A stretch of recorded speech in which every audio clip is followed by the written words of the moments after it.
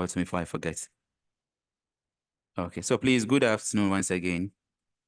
As it was communicated on platform, you want to consider total parental nutrition. But before we do so, I just want to do a little introduction. My name is Haja Fati, and I happen to be the team lead of NCLEX-RN consult. So basically, we are into NCLEX. So anything NCLEX, you can hit us up. Anything NCLEX, tuition. When it comes to the various registration, everything about NCLEX, you can get in touch with us. We offer 4 months intensive tuition. If I say intensive, I mean intensive, 4 months intensive tuition. We go through all the key NCLEX points, all the topics that you need for the NCLEX, and also different questions from different kill banks with respect to the areas that we discuss. So at the end of the day, our nurses get the opportunity to try their hands on most questions, especially the dynamics of how questions are framed from the areas that we discuss. So that is one of the surveys that we render. In fact, we make the NCLEX very, very, very, very, very much stressful in terms of content building for our nurses. So please, you want to just have a look at one brief topic today, which is parental nutrition. So we want to consider parental nutrition. So parental nutrition is under complex care, right? It is under complex care. And trust me, going through the various skill banks, you can find lots of questions on total parental nutrition. And as a matter of fact, questions on total parental nutrition, it's not so much difficult. I always say that they are bonus questions. In fact, on the NCLEX, some questions or some areas on the NCLEX are supposed to be bonus questions. So I want us to go through these areas, and at the end, we are going to share the recording, the link with us on the platform, on the various platforms. And also, we are going to share a link for an assessment as we usually do.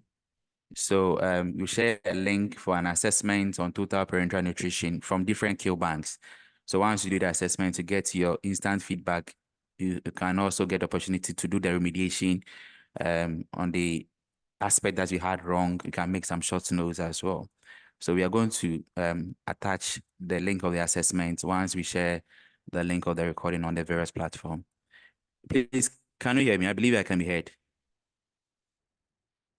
Please, can you hear me? Please, I believe I can be heard.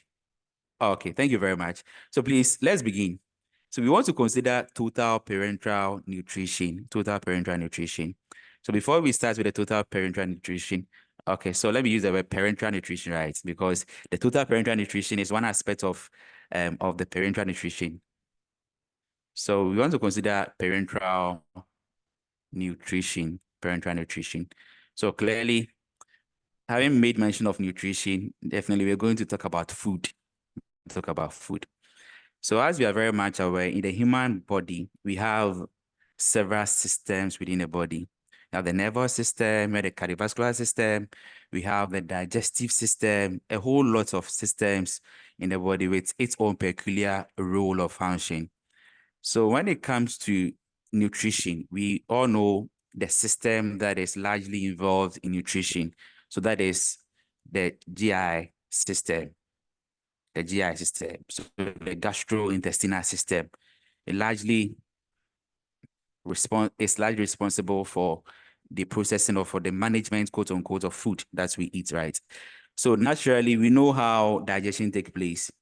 Right now, if I get a bowl of food, definitely I'll put the food inside of my mouth. I'll chew it or I'll masticate it. The food will be mixed with saliva. So peristalsis will take, I'll swallow it. So peristalsis will take place and the food will get to the stomach. But once I eat the food, definitely it's going to be acted on with some enzymes. So the sequence will continue. The food will get to the stomach. The proteins would act on the proteins. The food will get to the duodenum depending on the content of the food. When it gets to the duodenum, the pancreatic enzymes would also act on the food.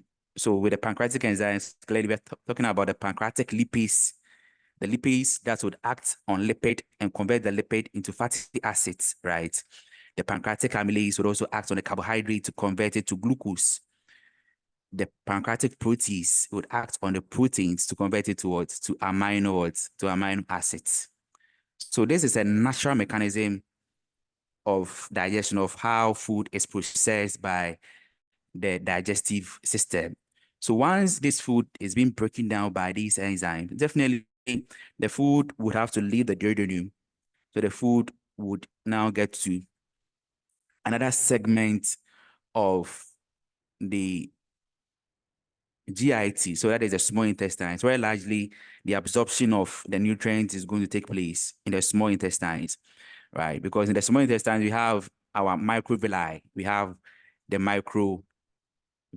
That is the finger-like projections within the small intestines, giving the small intestine a very large surface area for absorption to take place. So once the food gets to the small intestine, the absorption will start to take place. Then the food will then move to the what? To the large intestine, that is the colon. So within the colon, that is where we're going to have the absorption of water, some minerals, and if there are some remaining nutrients that is still remaining in the food, to a little extent, the large intestine can also absorb it. So clearly, the food will move from the large intestine, fast forward, it will get to the rectum, to get to the rectum, and finally to come out through the anus. So this is a natural mechanism of how, or the natural way of how food is being processed, or food is managed by the GIT, by the gastrointestinal tract or the system. So realize that there are some cases where a patient can have a working digestive system, but then this patient may not be able to eat or drink enough. We know some of these instances where the GIT is working normally, but then the patient may not be able to drink well or eat enough.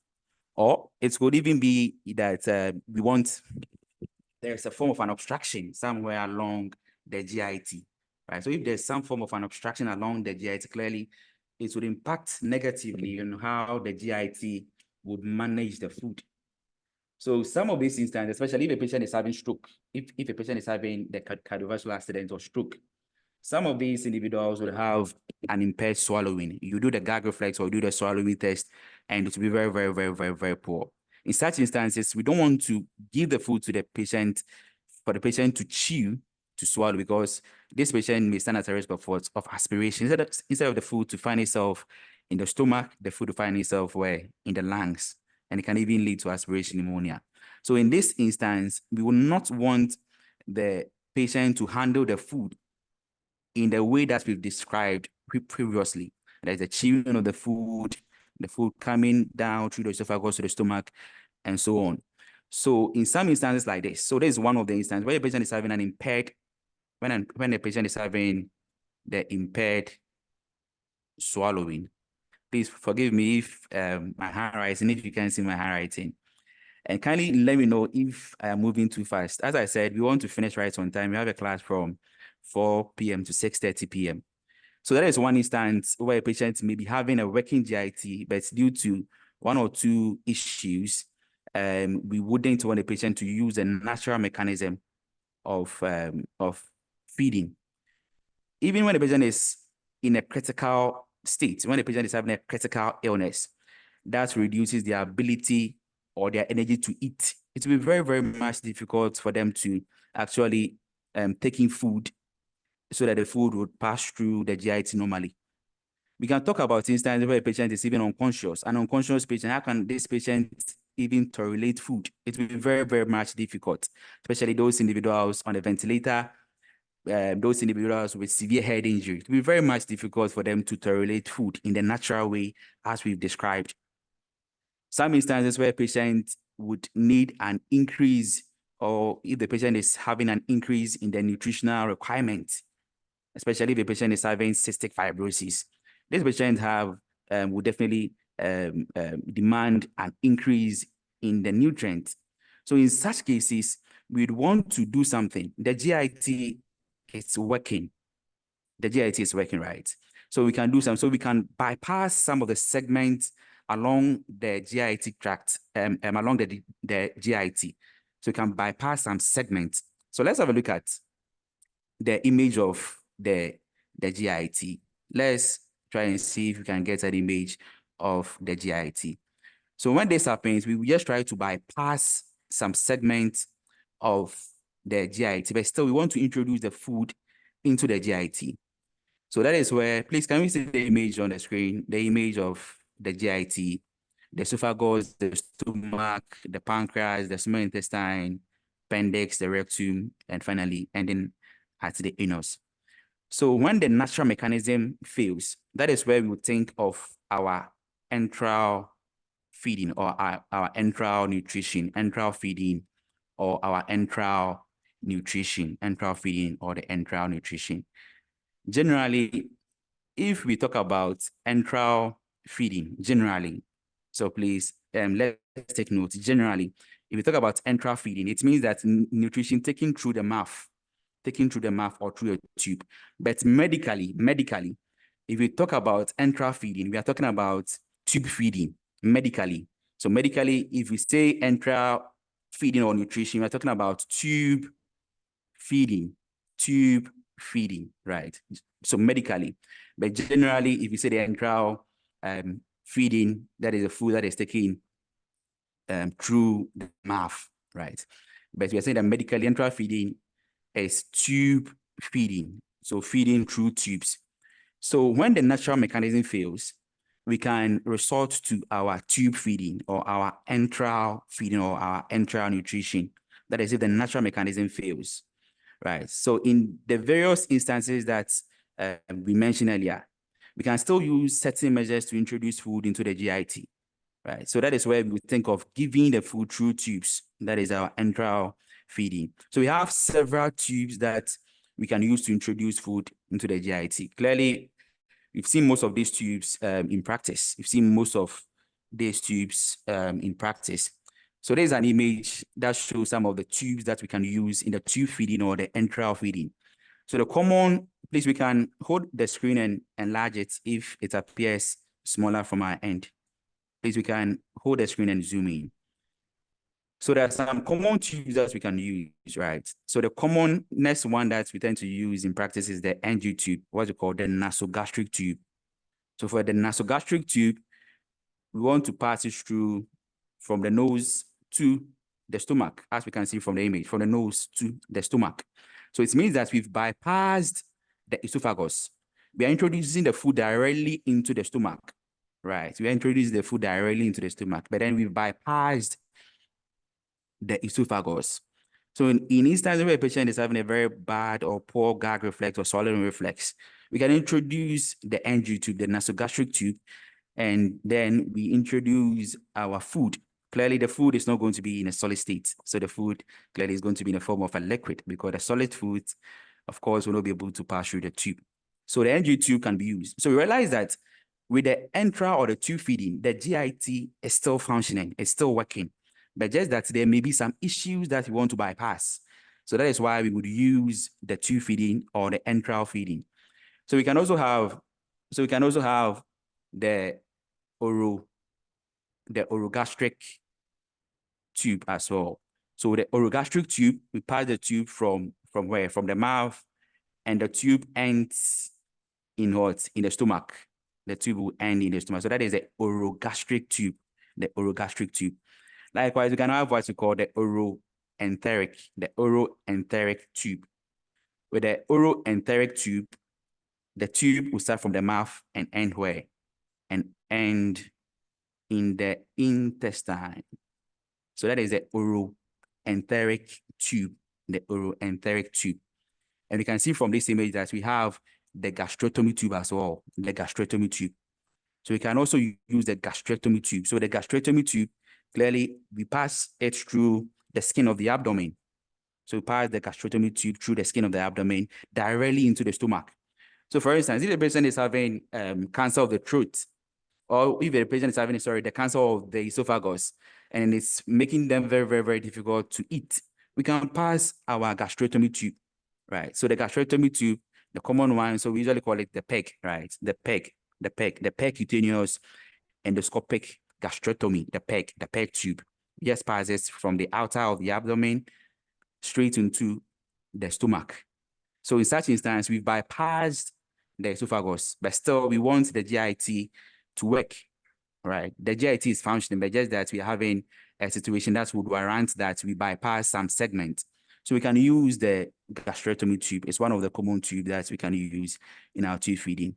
Likewise, we can even have the tube that would come directly into the jejunum.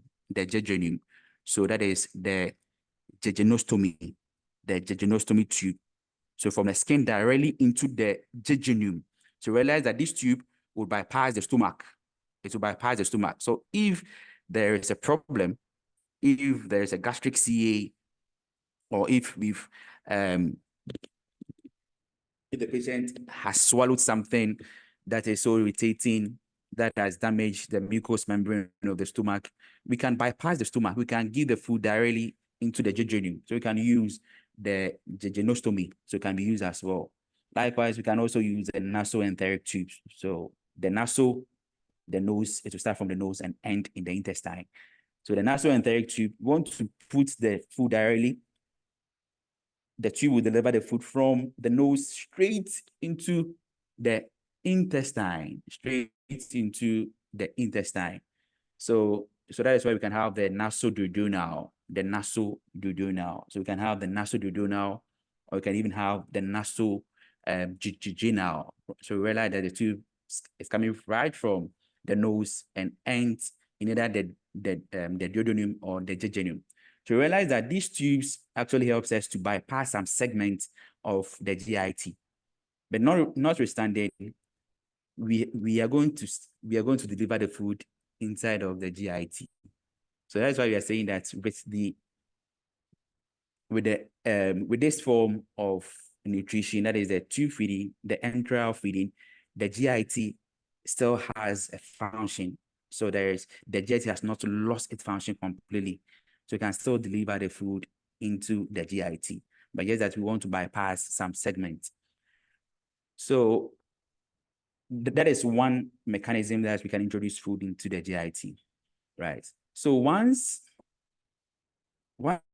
again, we want to make mention of the fact that if this mechanism also fails, if some instances or some circumstances persist that we can't give the enteral feeding or the enteral nutrition or the tube feeding, so that is where we think of the parenteral nutrition or the parenteral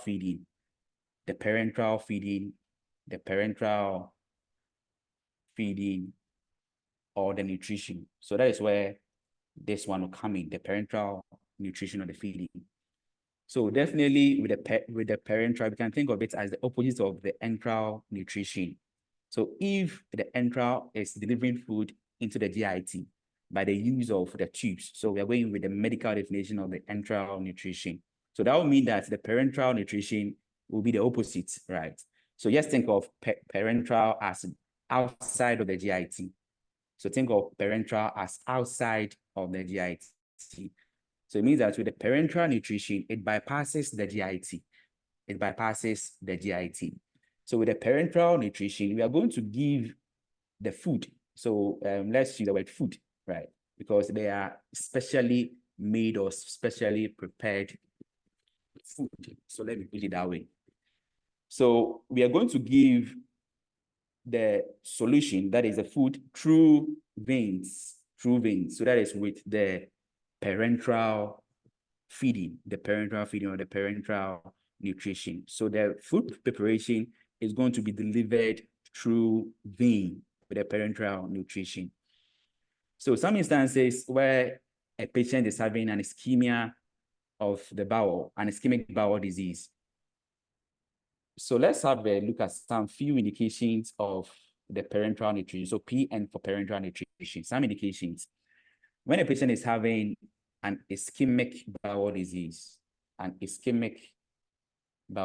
So if a patient is having an ischemic bowel disease, we want to rest the bowel so that the bowel makes an attempt to heal itself to be able to do so.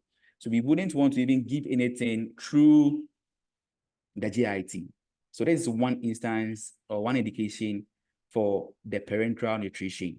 If a patient is having ulcerative colitis largely it's part of the inflammatory bowel disease, the IBDs, the Crohn's disease, and that of the ulcerative colitis. So if a patient is having the ulcerative colitis, they can actually experience pain. They can even bleed from the ulcerations.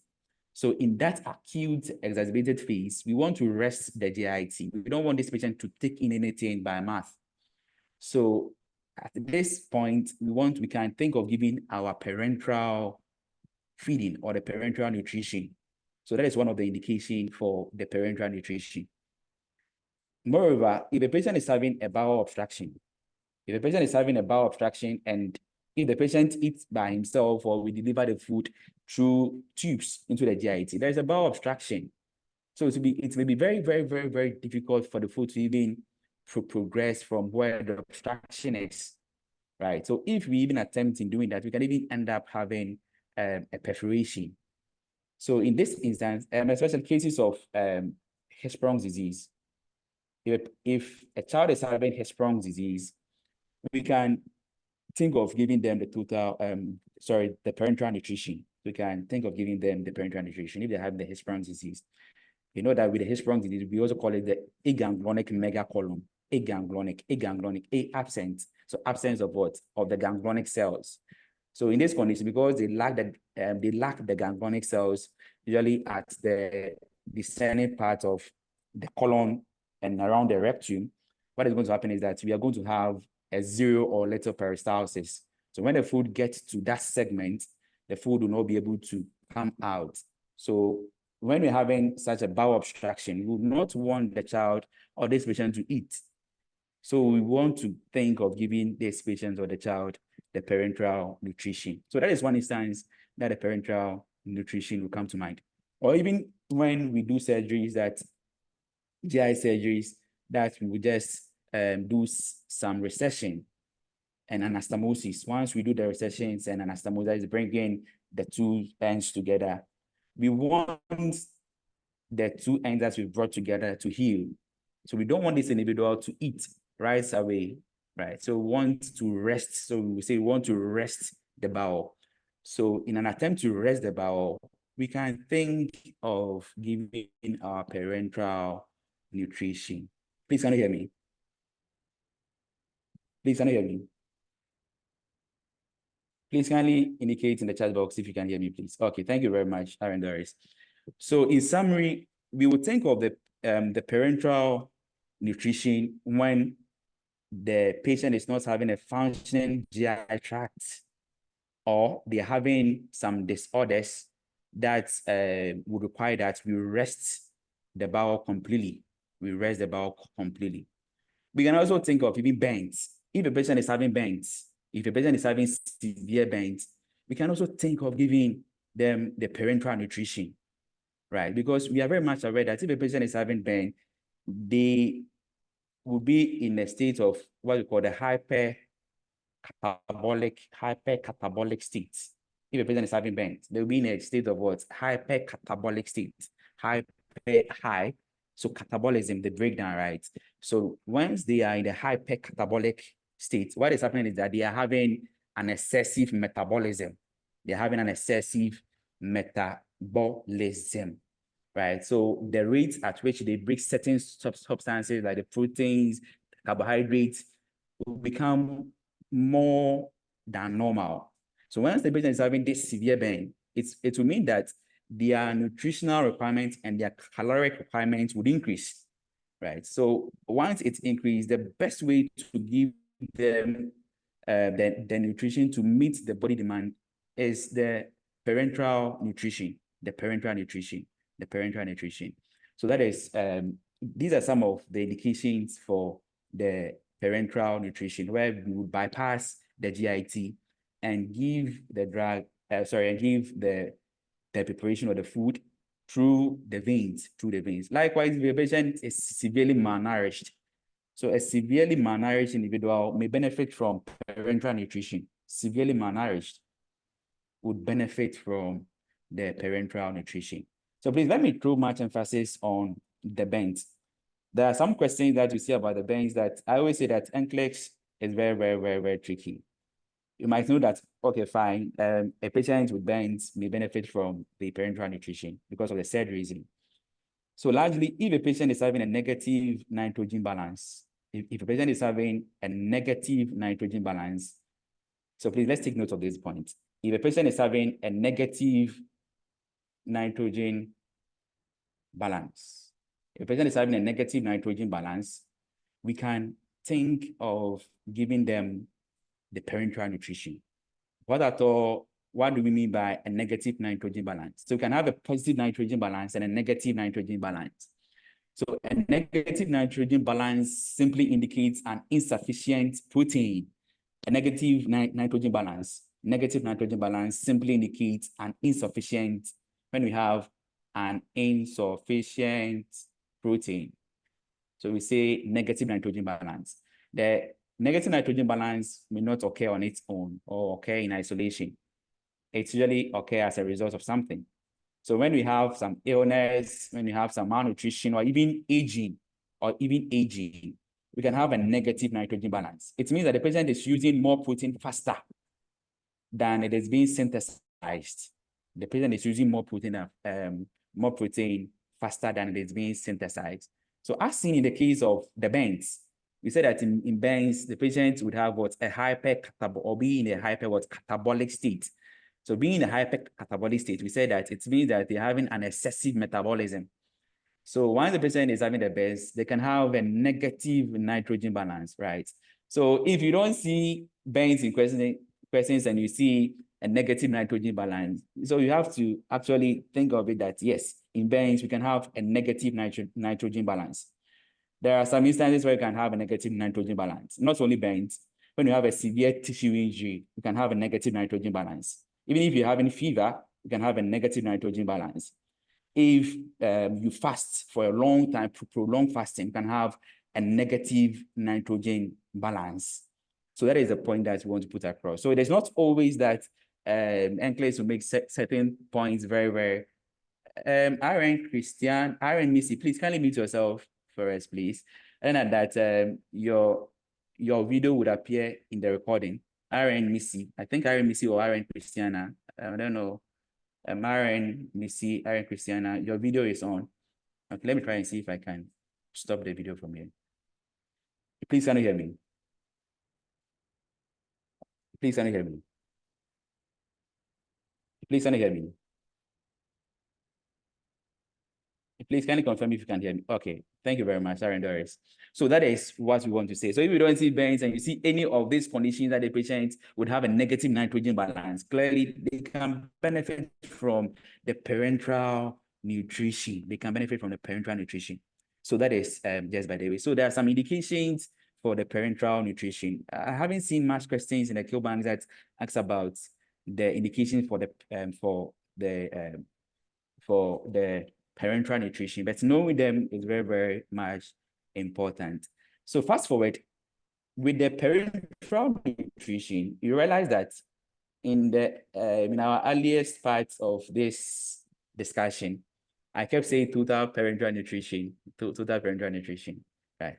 We can have, so when we talk about the parenteral nutrition, we can have two main types. We can have the total parenteral nutrition, and we can also have what we call the partial parenteral nutrition. So please, let's take notes. So we can have the total parenteral nutrition and have the partial parenteral nutrition. And questions love to ask about this. A lot of questions on this.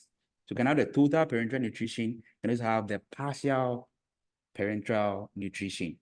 So let's have a brief overlook of the two. With the total parenteral nutrition, what it simply means is that it is total, right? So the individual does not use the GIT at all. With the total parenteral nutrition, the individual does not use the GIT at all. So in other words, there is a total dependence on the food or on the special preparation, So instances where a patient is having the bowel obstruction, has undergone a major surgery that we've done anastomosis, those ischemic bowel disease, we can think of the total parenteral nutrition, So the total parenteral nutrition means that the patients depend on it, so total dependence on it. So that is for the total parenteral nutrition, In fact, once the total parenteral nutrition in questions, and you see central parenteral nutrition. Total parenteral nutrition is the same as central parenteral nutrition. It's the same as central parenteral nutrition. Why is that it's also called the central parenteral nutrition, TPN? Why is it called the central parenteral nutrition? We are very much aware of the reason, right? So it's also called the central parenteral nutrition because it makes use of the central catheter or the central vein, because it makes use of the central catheter or the central vein or the central venous access. So that is why we call it the central parenteral nutrition. So usually, let me try and see if I can get an image of the central catheter. Please, can we see the image on the screen? Please, can we see the image on the screen? Yes, I believe we can all see the image on the screen. So we can have, so we are saying that we can call the total parenteral nutrition central parenteral nutrition, right? Because it is ideal. So please let me emphasize on this point. The most appropriate route for the total parenteral nutrition is through the central catheter,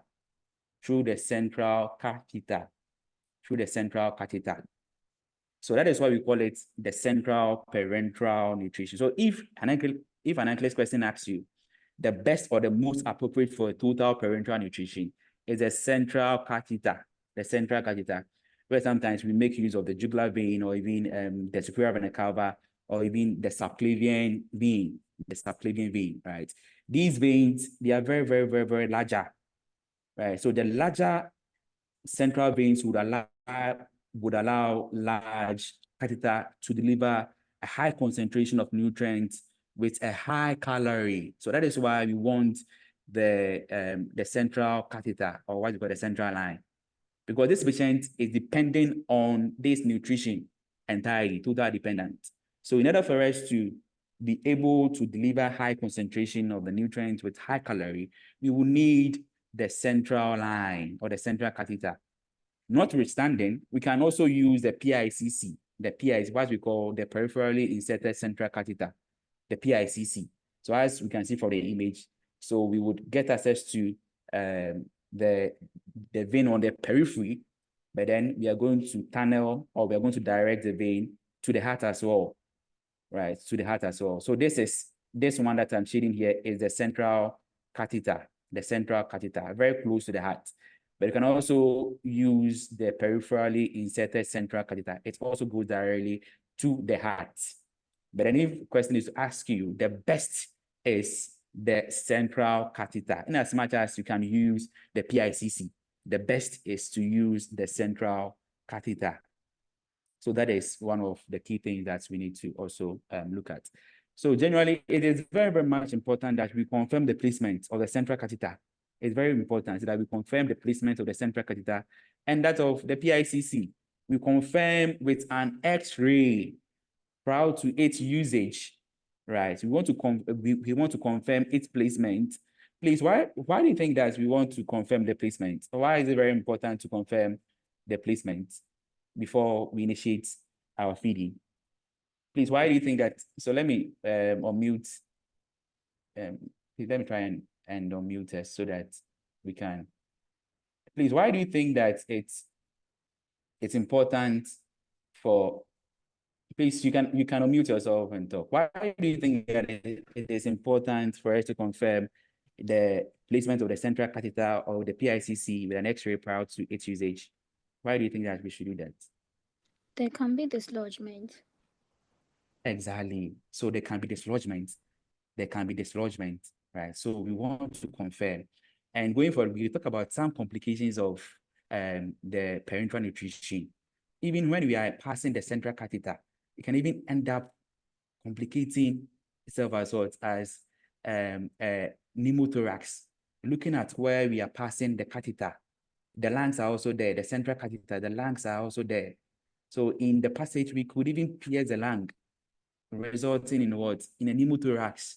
So we want to confirm the placement, very, very, very much important prior to the starting of our feeding, prior to the start. So it's very much important. So now we've seen what the total parenteral nutrition is all about, the total parenteral nutrition, right? So that is one of the key points. So don't you think that a patient or a baby who is also born preterm can also benefit from the total parenteral nutrition? Preterm babies, their structures are not so well developed, their GIT is not so well developed. So if we do assessments and the preterm in terms of their gestational age, it's not even close to term, we can think of giving them the total parenteral nutrition. They can benefit from it. A patient who is even having a GI bleeding, we don't want them to eat. So they can also benefit from the total parenteral nutrition. So that is for the total parenteral nutrition. On the other hand, we can have what we call the partial parenteral nutrition, partial. So the partial parenteral nutrition, it is given short term. It is given in a short term. So it means that the total parenteral nutrition is given for a long term. So the partial parenteral nutrition is given for a short term. So what happens is that I can eat normally, right? RN, their keep. Let me try and stop your video. So for instance, I can take my normal diets through my maths, but maybe I need to top up.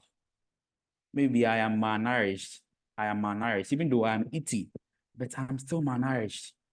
So the healthcare provider may choose to prescribe the partial parenteral nutrition, so that at least it will be able to replace some missing elements in my diet. It can also give me additional calories. So the partial parenteral nutrition will be that the GIT is working normally, but just that this patient, he eats all right, but then this individual is still malnourished. So we can supplement their diet with a partial parenteral nutrition. So if the total parenteral nutrition is also called the central parenteral nutrition. So how can we call the partial parenteral nutrition? Please, how can we call the partial parenteral nutrition? Partial parenteral nutrition. Partial parenteral nutrition. Aaron Magdalene, how can we call the partial parenteral nutrition? Please, anyone, how can we call the partial parenteral nutrition? It is also called peripheral parental nutrition. Peripheral parental nutrition, right? So if the total parental nutrition, we are saying that the best way to deliver the total parental nutrition is through the central catheter, the best, even though we can use the PICC as well. But when it comes to the partial parenteral nutrition, we also call it the peripheral parenteral nutrition, because mostly it is delivered through a smaller peripheral vein, mostly the vein in our limb, right? It's usually use the smaller peripheral vein. So we can use the smaller peripheral veins as well. So with the partial parenteral nutrition, it gives a temporal nutrient. So that is why we are saying that it's short term. So it gives temporal nutrient. So that's why we are saying that it's for a short term. It's for a short term. And this access is very easier it's very, very, very easier to establish this access. So that is why we call it the peripheral parenteral nutrition. So peripheral parenteral nutrition, the same as the partial parenteral nutrition. So the peripheral parenteral nutrition is just telling you that we mostly deliver it through the small peripheral veins, right? So because we give it through the peripheral veins, it is very, very, very, very much important that it should not contain, please, these points are very, very much important. The solution that we are going to give, or the food preparation that we are going to give, it should not contain more than 10% dextrose. So under the partial parenteral nutrition, we should make sure that the special preparation that we are going to give should not contain more than 10% dextrose. it shouldn't contain more than 10% dextrose solution. Why? Because, please, why is it that we want to ensure that it does not contain more than 10% dextrose? Why? Please, any reason why I want to do so? Please, any reason why we want to do so? I'm thinking that maybe Please, anyone? it will irritate the peripheral veins. Exactly. So it can irritate the peripheral veins. It can irritate the peripheral veins, right? So we want to prevent complication. Don't forget, we are giving it through the peripheral veins, which is very, very, very, very, very, very smaller. So we want to prevent complications. So as we delve into the peripheral nutrition, the parenteral nutrition, we talk about some of these complications. So in other words, we want to prevent what? Phlebitis. We want to prevent the inflammation of the vein. So it can irritate the vein. If the concentration is very, very, very high, it can cause phlebitis. So this point is very, very, very, very much important. Please, can you hear me? Okay, so please now, so now we've actually known the difference between the total parenteral nutrition and the partial parenteral nutrition, right? One is short term, the other one is long term. And in terms of the best route to give each, so we've established that. And we've talked about the fact that when the caloric intake are not adequate enough, when the patient is eating normally, we can choose to give the partial parenteral nutrition. So that is what we've established. So knowing that the difference is very, very, very much important. So now, what is the nature of the food? What is the nature of the food in the parenteral nutrition? What is the nature of the food? But please, before we look at the nature of the food, don't let NCLEX trick you. If you see hyperalimentation in questions, it's the same as the parenteral nutrition. If you see hyperalimentation, what we call hyperalimentation. So if you see what we call hyperalimentation question, the question is talking about parenteral nutrition. Hyperalimentation, the same as the parenteral nutrition. So hyperalimentation simply means that overnutrition. So the word hyperalimentation and its meaning as overnutrition is just a misnomer, what we call misnomer. So misnomer is just a wrong designation. So parenteral nutrition is not really an overnutrition, but then because it contains more nutrients, more glucose, so that is why some individuals think that once you give it, we are giving too much of the nutrients. So that is why it comes with a prescribed rate. So the dietitian will come in to do their caloric assessment, the calculations, the pharmacist will do the preparation and all of that. So in actual sense, it is not overnutrition. It's just a misnomer. In actual sense, it is not overnutrition, right? Because we calculate and we also titrate, or we give it according to a prescribed rate.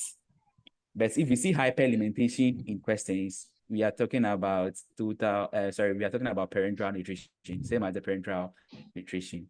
So you can say that it's another name for parenteral nutrition. Aaron Magdalene, I'm trying to mute you, but I still can't. So please kindly mute yourself if you can hear me. So let's look at the nature of the solution. Clearly, from the image that we are seeing, the nature of the solution is what? It's liquid, because we can't give solid foods through the veins. So the nature of the solution is liquid. It's liquid. What are the food nutrients that are developed? So as we said earlier, the parenteral nutrition is a specially made formula that contains carbohydrates, contains proteins in the form of dextrose or glucose. So it contains the three main food substance: carbohydrates, protein. It can also contain fats in the form of lipid. Notwithstanding, it may also include vitamins. It may even include water. It may even include minerals and even electrolytes. Right. So parenteral nutrition is very, very, very, very, very, very rich. It's very rich. It contains the carbohydrates, the proteins, in the form of amino acids, the carbohydrates in the form of dextrose or glucose, the fats in the form of lipids, and it may also contain the vitamins, the water, the minerals, and also the electrolytes. So as we said earlier, it is a duty of the dietitian to calculate, once they do the assessments, they can calculate the caloric requirements. So they can calculate the requirement that the patients need. And the pharmacists will do the preparation. So the pharmacist will do the preparation. So the preparation is not done in the nursing unit, no. The preparation is done by the pharmacist. It's done by the pharmacist. But in the preparation, we can add additional items in terms of the preparation. So we can add additional substances in terms of the preparation. We can add up. So we can even add regular insulin. We can even add regular insulin, especially for the diabetics, because we are saying that the parenteral nutrition very, very, very rich in dextrose. So we can add regular insulin to the preparation. It usually helps the diabetics a lot. It helps the diabetics. So we can add regular insulin. We may even choose to add heparin. Why would we choose to add heparin? We want to add heparin. We want to add the heparin to decrease the fibrinous clots that may form at the catheter tip. So there may be some fibrinous clots that may develop in the catheter tip. We want to do away with that. So why don't we add a little of the heparin to the preparation, right? So the additives or the additions is done by the pharmacist. It is not done in the nursing unit once again. It's not done in the nursing unit. So I've seen some questions can ask about what can be added to the parenteral nutrition. So we can add the regular insulin, we can add the heparin. So we can add the heparin as well. Not only this, what are some, so clearly we've talked about the fact that we can even add our vitamins. So some special vitamins can be added. You can add your vitamin C, you can add special vitamins to the preparation, you can add it to the preparation. So there's one point that I want to make here. Patient who is taking parenteral nutrition, especially those who are on the total parenteral nutrition, because we're saying that with the total parenteral nutrition, what is happening is that they don't use their GIT at all. So total dependence on it. Individuals who are on the total parenteral nutrition, they stand at a risk of having the stress ulcers. Please, what is the other name for stress ulcers? Stress ulcers. The other name for stress ulcers. Please, what is the other name? Exactly, the Kellen's ulcers. The Kellen's ulcers. The Kellen's ulcers or the stress ulcers. So individuals who are on the parenteral nutrition for a long time, they stand at a risk of having the stress ulcers. So under the complications, we talk about this, but we want to bring a point here. So that is why we are making mention of the stress ulcers. Why would they have the stress ulcers? In fact, enteral nutrition helps a lot. Enteral nutrition introduces the food into the GIT. That is the tube feeding. It helps a lot. Enteral nutrition will help to keep the gut integrity. Because you're taking the food into your GIT, it will maintain the gut integrity with the enteral nutrition. But when the patient is on the parenteral nutrition, especially the total one, they are not using their GIT at all. So they can develop the stress ulcers or the Kellen's ulcers. The stomach will keep producing the gastric acid, the ETL, the hydrochloric acid. It may irritate the mucosal membrane of the stomach, and thereby leading to what? Leading to the stress ulcers or the Kellen's ulcers. So as part of the preparation, we can even add famotidine. Famotidine. Some questions you see Pepsid. So we can add famotidine as part of the preparation. Why are we adding famotidine? Famotidine is what? It's a histamine 2 receptor antagonist. H2 receptor antagonist. What does it do? It decreases the hydrochloric acid. It decreases the ATL. So why don't we add our Pepsid so that it will decrease the ACL production, so that at least it will decrease the patient's risk of having the stress ulcers or the Kellen's ulcers. And in fact, it is not only this instance where a patient can have the Kellen's ulcers or the stress ulcers. In case of burns, so don't be surprised if you see burns question and the healthcare provider has prescribed omeprazole or esomeprazole for a patient in burns or who is having burns. Don't say that we can't give omeprazole, esomeprazole in burns. We can give our PPR, proton pump inhibitor, just to prevent what? The stress ulcers. Because when the patient is having the burns, they can also stand at risk of having the Kellen's ulcers. So that is just by the way. So we can add the insulins, we can add our heparin, we can add some vitamins, we can even add the Pepsids or the A2 receptor antagonist. It can be added, but largely they don't usually add pain medications. So we don't add pain medications to the parenteral nutrition. So these are the common additives that are usually added to the parenteral nutrition. So having talked about all of these, that is the nature of the parenteral nutrition, who does the preparation, and the additives that we can add. One of the key NCLEX area is the nursing management, But before we look at the nursing management, let's have a look at something from this very image. We realize that, in fact, this is one of the common parenteral nutrition, the white one, very, very, very, very common. The yellow one is very rich in vitamins, and we can see the one in the bottle. So that is a vitamin. That is a lipid. So we have the lipid emulsion TPN. So you can have the lipid emulsion TPN as well. So I just wanted to look at some few things about the lipid emulsion TPN, the lipid emulsion TPN. So we can also have the lipid emulsion TPN, what we can see, the one in the bottle. So that is what we call the lipid. Please, can we see the image on the screen? Please, can we see the image on the screen? Yes, please. Okay, please. So this is a lipid emulsion TPN. It's a fat emulsion. So we can also have the fats, what we call the fat emulsion TPN. You can have it, fat emulsion TPN. The fat emulsion TPN provides about 30% of calorie or energy. It provides about 30% of calorie or energy. So individuals, we've realized that the other ones, we said that it is very, very, very, very rich in dextrose. So individuals who are glucose intolerant, individuals who can't tolerate glucose or dextrose, they benefit a lot from this fat emulsion TPN. They benefit a lot from this fat emulsion TPN because we are deriving energy, our calorie, from fat, not from carbohydrates, or not from our dextrose or the glucose, right? So it is very much beneficial for those who can't tolerate glucose. It is also beneficial for the diabetics. They benefit a lot from the fat emulsion TPN. But please, the key point is this. For the other ones that we said, we can add your additives. We can add the additives. But when it comes to the fat emulsion TPN, we don't add, so I usually use this sign for don't. We don't add any additives. So please, let's take note. We don't add any additives to the fat emulsion TPN. No additives are added because of its nature.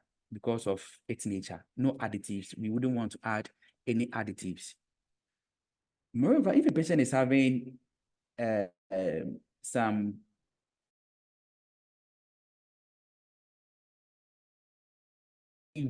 this to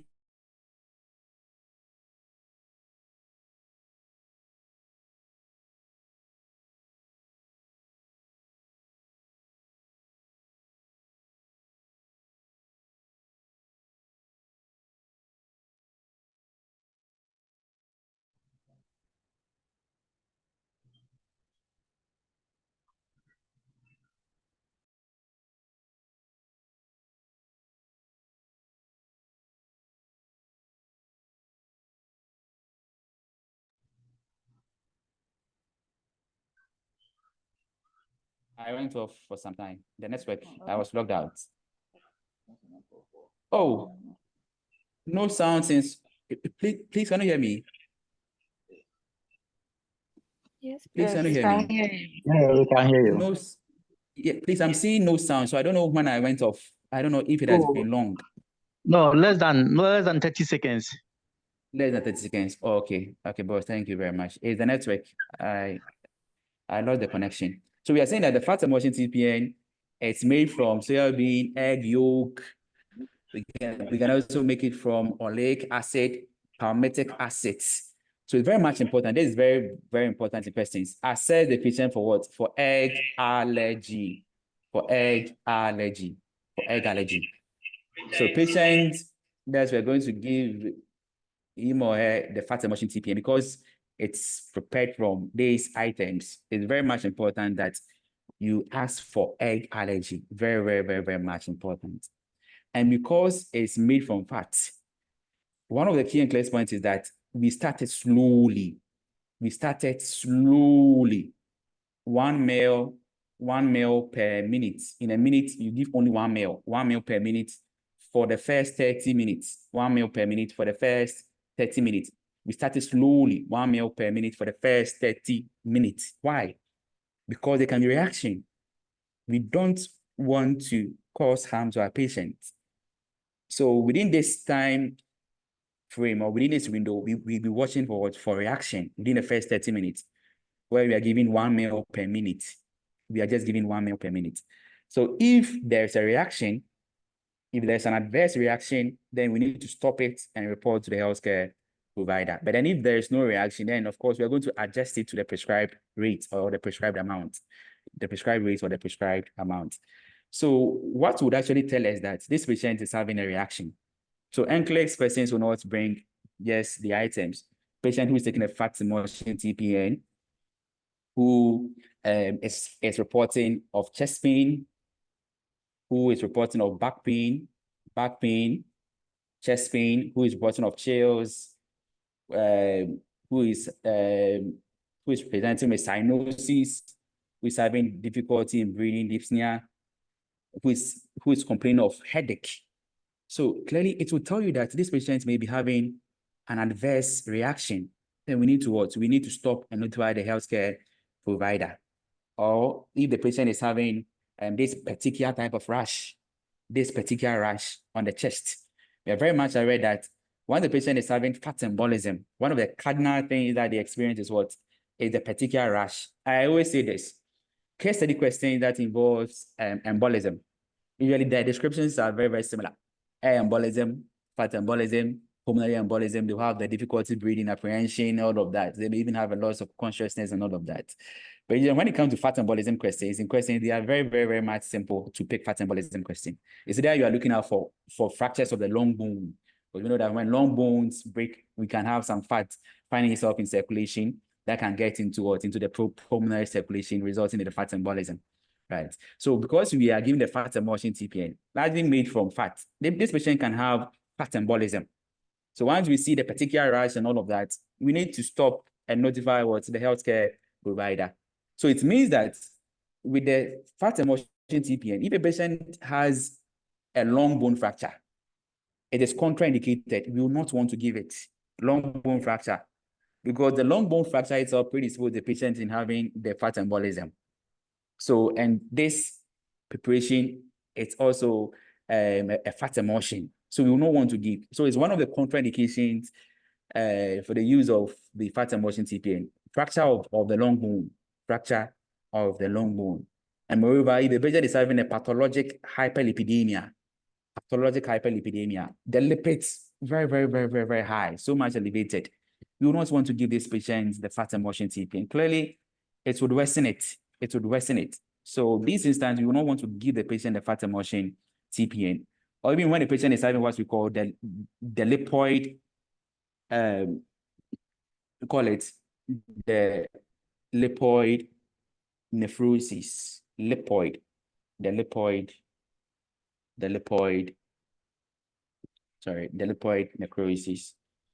the lipoid. So if the patient is having this too, we will not want to give.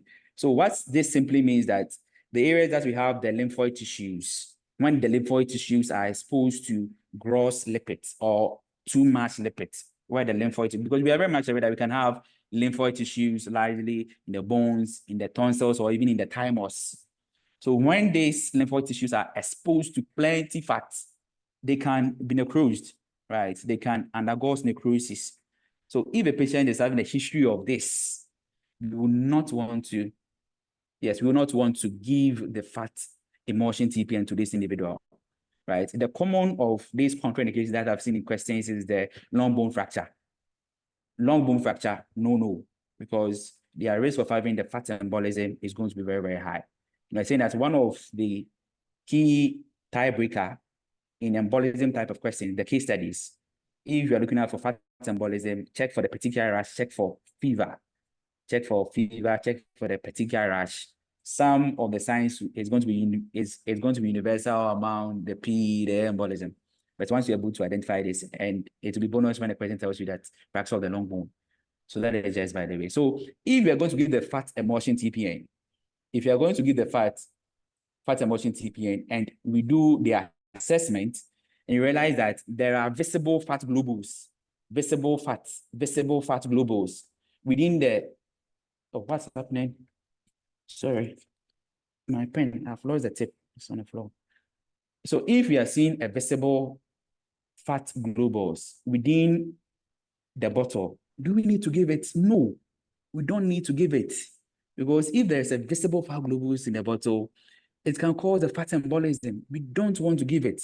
So we return it to the pharmacy. Visible fats, don't give, report, or send it back to the pharmacy. So that is one of the key things. So we realize that the other forms of the TPN, we usually use the giving set, very similar to the standard one that we use for our IV fluid. But when it comes to the fat emulsion TPN, because it is made from lipid, and there can be some fats, some tiny or minute globules, we don't want them to get into circulation. So the giving set or the infusion set, so let me use the word infusion set. We mostly, in Ghana, we mostly call it the giving set. So that is why I'm saying the giving set. So the infusion set, what we're going to use to deliver the nutrition, the fat emulsion nutrition. The fat emulsion nutrition has its own peculiar or special infusion set. We use the 1.2 micro, so the U is micrometer filter. We use a 1.2 micrometer filter. Why do we use a 1.2 filter? We want to trap, that is, if there are some minute fat globules, we want to trap it. So its appearance is just like the giving set or the infusion set that we use for blood. You realize that the blood infusion set has some form of should I call some nets within it, right? So that if there are some clots, it will not pass through the line. So likewise, so the fat emulsion is just like that. We use the 1.2 micron filter so that we trap some minute lipids that we may not see. So that is something brief about the fat emulsion. So to say, we can have the fat emulsion TPN as well. But if a patient is on the fat emulsion TPN, clearly it's very much important that we monitor the serum lipid level. We need to monitor it, because this patient can stand at a risk of having a hypertriglyceridemia. Very long name, high triglyceride, right? You're talking about one form of the lipids, hypertriglyceridemia. So high amount of the triglycerides in the blood. So if a patient is on the fat emulsion TPN, we monitor for hypertriglyceridemia. Very much important. So that is something brief about the fat emulsion type of the TPN. So if there are no additions, if there are no questions, we want to proceed and talk about our nursing management. Quite a number of questions on the nursing management, a lot of questions on the nursing management. So please, let's move fast and talk about our nursing management generally for the parental nutrition.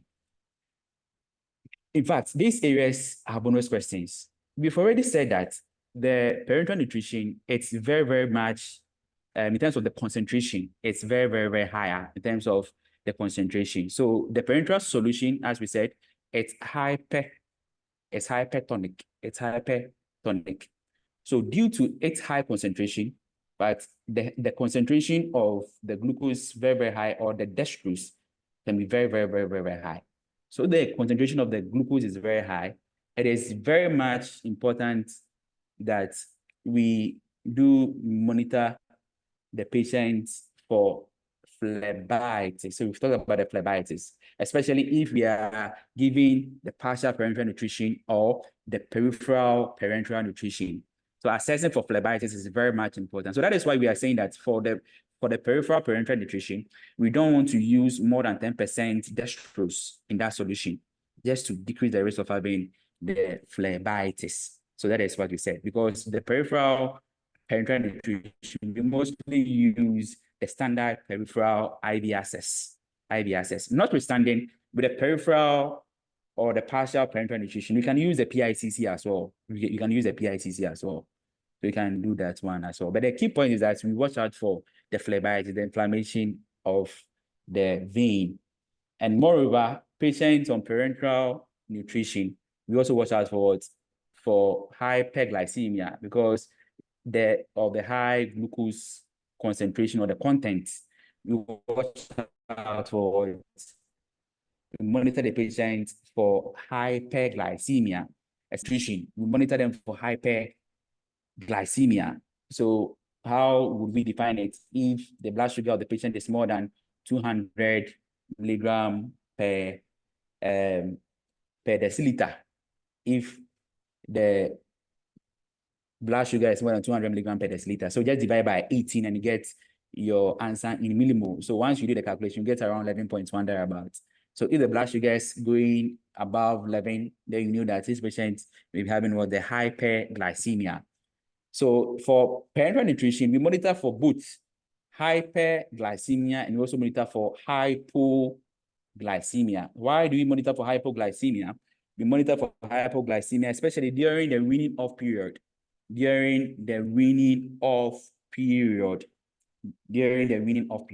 Or when the solution gets finished. So some questions will tell you, oh, the solution is finished and the patient is out of stock. So in that instance, we monitor the blood sugar, very, very much important. Generally, patients on parenteral nutrition, the blood sugar, very much important. At least every 4 hours, we should monitor their blood sugar. But then the hypoglycemia is also possible, especially if we are trying to wean them off. Because one of the key and clear points is that if a patient is on parenteral nutrition, especially the total parenteral nutrition, we don't stop abruptly. Mostly the total parenteral nutrition, we don't stop abruptly. Why that we don't want to stop abruptly, right? If you stop abruptly, the patient can have hypoglycemia. So we decrease the dose gradually. Same as starting. We also start slowly. When we are starting, we also start slowly. It's something new. We want the body to adjust progressively. So we also start slowly. So that is one of the key points that we want to put across. So with respect to the hypoglycemia, such questions, patients on parenteral nutrition, sometimes you see total parenteral nutrition, they're out of stock. We can't just, this patient, as we said, total parenteral nutrition, we are not making use of their GIT. So we can't go and give them food for them to eat. So in that instance, what do we do? That is where we think of giving our 10% dextrose. So we can give our 10% dextrose at the prescribed rate as we wait for the pharmacy to do the restock. So 10% dextrose, very, very, very much important, especially when they run out of the parenteral nutrition. So that is one of the key and clear areas that we need to look at. And because it contains a lot of glucose, strict asepsis, very much important. Strict asepsis, very much important. Questions may not bring strict asepsis. One of the complications of the parenteral nutrition is infection. Questions, no infection. Definitely, you watch out for the signs of infections. If the patient is having the fever, the chills while on the parenteral nutrition, we think of a possible infection. So once you think of the possible infection, very much important, we stop it. We notify the healthcare provider. In one question, I will stop it and throw it away. No, you can stop it and send the solution to the lab. We can even do some culture. It could be that the parenteral nutrition, the solution or the preparation that came from the pharmacy is already contaminated. So we can do a culture. So that is why we want to do strict asepsis. We don't want to cause, or we don't want to put the patient at risk of having the infection. So that is another key and clear area. Some questions do ask about the tubing, right? The tubing. So clearly, it's just like we are giving our IV fluid, just the same thing that we do. You do all your checks and all of that. But just that with the parenteral nutrition, especially with the total parenteral nutrition, mostly it is best given with what? With an infusion pump. It is best given with an infusion pump because it is given at a prescribed rate. It's best given with an infusion pump. So the tubing is very, very much important. The tubing and the preparation or the solution the tubing and the solution or the preparation, they are all good. So we say they are all good for 24 hours. They are all good for 24 hours. So don't let the NCLEX trick you. We know that the usual infusion set that we use for our infusions, our Rengers, normal saline, D5, and all of that, it's ideally the standard is that we change it every 72 hours. Don't apply that same principle when you are answering questions on parental nutrition. The tubing, the solution, they are all good for 24 hours. So in a question where the tubing is more than 24 hours, clearly we need to change it, or when the solution is it's hung more than 24 hours, we need to change it. We don't need to continue. It contains more glucose. If it goes beyond 24 hours, our microbiology, this sugary environment, it will serve as a nice medium for the growth of what? Of microbes. So that is why we are saying that the tubing and the solution, they are all good for 24 hours, not 72 hours, not 72 hours. But then clearly, just as the usual infusion sets, if it becomes visibly soiled, we change it. Likewise, in as much as we are saying that it is good for 24 hours, if it becomes visibly soiled within the 24 hours, we can change it. So that is the key point that we want to put across. So that is for some of the nursing consideration. More of the nursing consideration. The solution is usually refrigerated, right? The solution is usually refrigerated. It is usually refrigerated. So it is usually refrigerated until 30 minutes before use. So some books will tell you 30 minutes to an hour. In other words, the solution is in a refrigerator. We brought it out. It's very cold. We don't want to give it in its cold state. So you have to wait for between 30 minutes to an hour before we give it, 30 minutes to an hour before we administer it. So that's why we are saying that it must be refrigerated until 30 minutes before use. So it must be refrigerated. So even a question, the solution has come and the time frame is given, it's either, and we are not going to give, it's either you put in a fridge.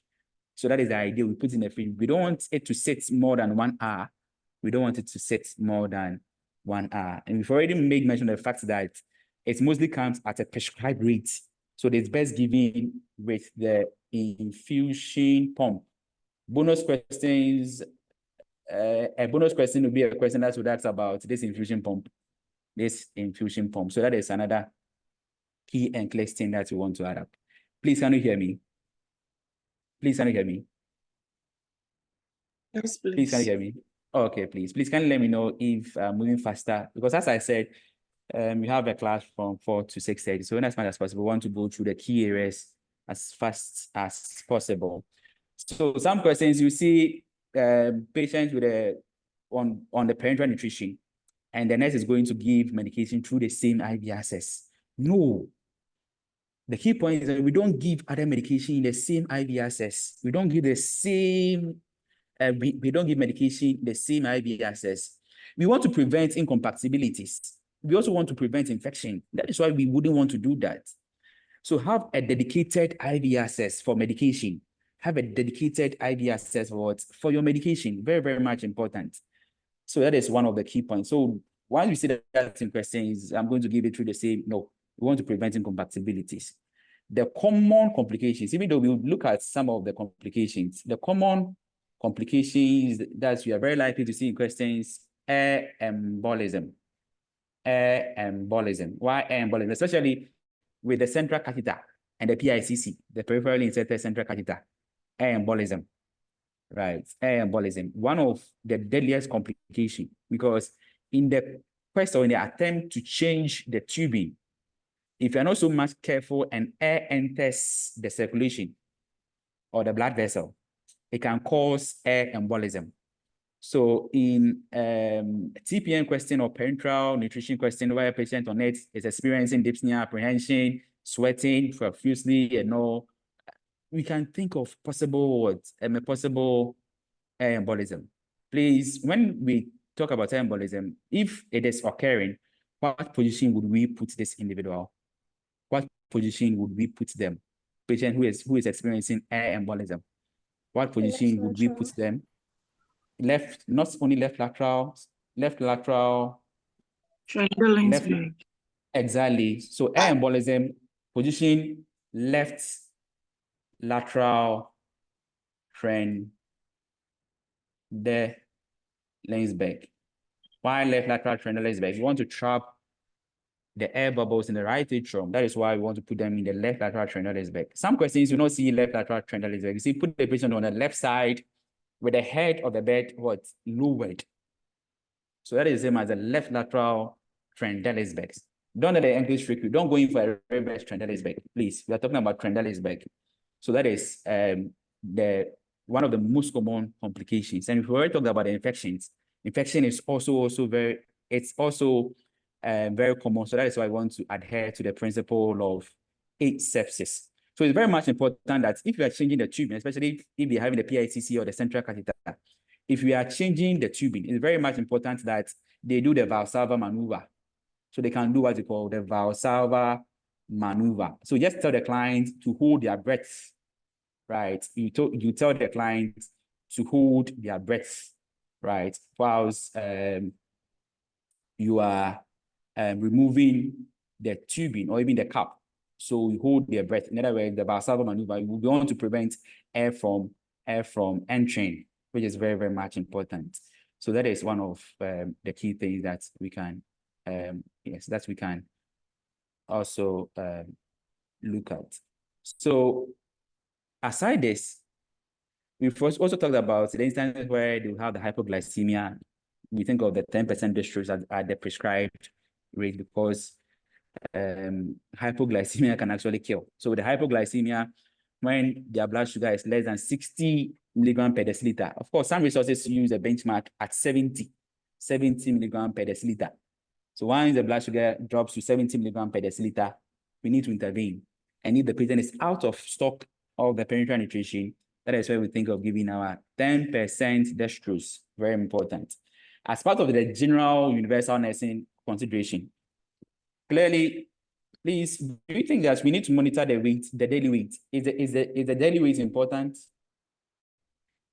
Please, is the daily weight important? Daily weight, Yes. is it important? Yes, the daily weight is very, very much important. We want to know how the patient is doing on the parenteral nutrition. Very important. Daily weight is important. We can even do our intake and output. It's very much important. But please, if we are to go and hang a new, like a new TPM bag, if the question says a new TPM bag, please, it is not the role of the LPN. It is not the role of the LPN or the LVN. There's a role of the RN to hang your TPM bag, the role of the registered nurse, not that of the LPN. Don't let any person trick you. In fact, the TPN, the check, the protocol is that it should be checked, it should be done by 2 RNs. At least it should be done by 2 RNs. The check should be done by 2 RNs. So if you see LPN going to hang CPN, no, it is not in the job description of an LPN. So that is one of the key points. So as part of the check, we've already talked about the fat emulsion TPN. With the other one, with the one that contains more of the dextrose, if we do our inspection and there's cloudiness, there are visible sediments, cloudiness. If these are present, we would not give, definitely. We are going to send it back to the pharmacy. We are going to send it back to the pharmacy. So that is some little addition that we want to add up. In as much as we want to monitor the daily weight, it's also very much important that we monitor our electrolytes, because we realize that we said that with the parenteral nutrition, we can add electrolytes. So it's very much important that we monitor our electrolytes at least 2 to 3 times every week. Every week, we monitor our electrolytes. Very, very, very much important. Our calcium, our phosphorus, very, very much important that we monitor. Very important. Not just the electrolytes, we also need to monitor a certain parameter that would indicate that the patient, if the patient is doing well or not on the parenteral nutrition. We've talked about the weight. We can do the weight. If the patient is gaining weight, it is a good indicator. But please, what is the most accurate indicator that the patient is doing well on the parenteral nutrition? Please, what is the best indicator? Please, anyone, what is the best indicator that the patient is doing well on a parenteral nutrition? Please, anyone. Very common in questions. Very, very, very much common in question. Please, what is the best? Please, anyone. Not the fluid volume. not the fluid volume. Not the fluid volume. Please, what is the best indicator? Yes, Aaron Doris, albumin. Albumin. That is the best indicator. Albumin. Albumin. So if the question is asking about the best indicator, whether the patient is doing well or not on the parental nutrition, the best indicator is our albumin. Is our albumin. So the best indicator of nutritional status, the best indicator of nutritional status is our albumin.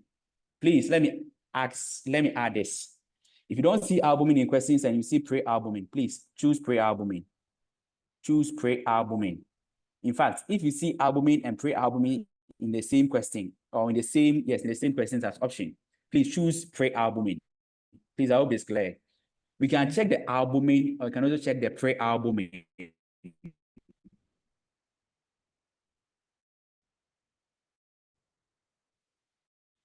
If in the question you don't see pre-albumin and you see albumin, pick it. If you don't see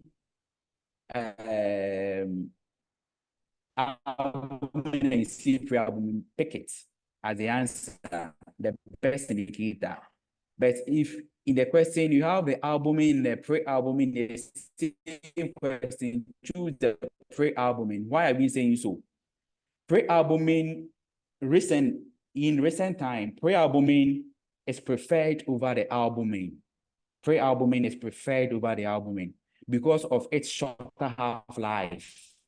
So the pre-albumin has a shorter half-life in the nutritional status. So the pre-albumin, albumin person can pick the albumin. If you see the pre-albumin is more considered as compared to the albumin. So very good. Some person that you know that is doing well on the total parental nutrition, and you see the value of the albumin given. How would you know that this is a normal albumin and that the patient is doing well on the albumin? So please, what is the normal albumin level?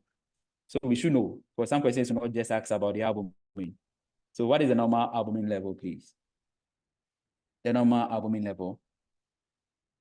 The normal albumin level. Yeah, so 3.5 to 5, exactly. So the normal, so we say that albumin level is the same as what? As potassium, 3.5 to 5. So the normal albumin level, 3.5 to 5 gram per deciliter. In fact, some resources will even tell you 3.5 to 5.4, 3.5 to 5.4 gram per deciliter. Some books will tell you 3.5 to 5. So if we ever come across this saying that albumin, the level of albumin is the same as potassium, so potassium is also 3.5 to 5, right? So if given a question, patient on parental nutrition, you see albumin within this range, it means that the patient is doing very well. It reflects a good nutritional status. So that is the point that we want to say. The pre-albumin, the normal is between 16 to 30 milligram per deciliter, 16 to 30 milligram per deciliter for the pre-albumin, But most of the questions see albumin and the range given. So just look out for normal range. Normal range means that the patient is doing very well on the parental nutrition. So that is one of the key points that we need to establish. Please, let's have a look at this. Please, let's have a look at this. Just some few seconds. Let's have a look at this. With respect to the albumin, let's have a look at this. NCLEX is all about dynamics. NCLEX is not difficult. I keep saying this, that NCLEX in itself is not difficult. Understand principles. Once you understand the principles, you are just good to go.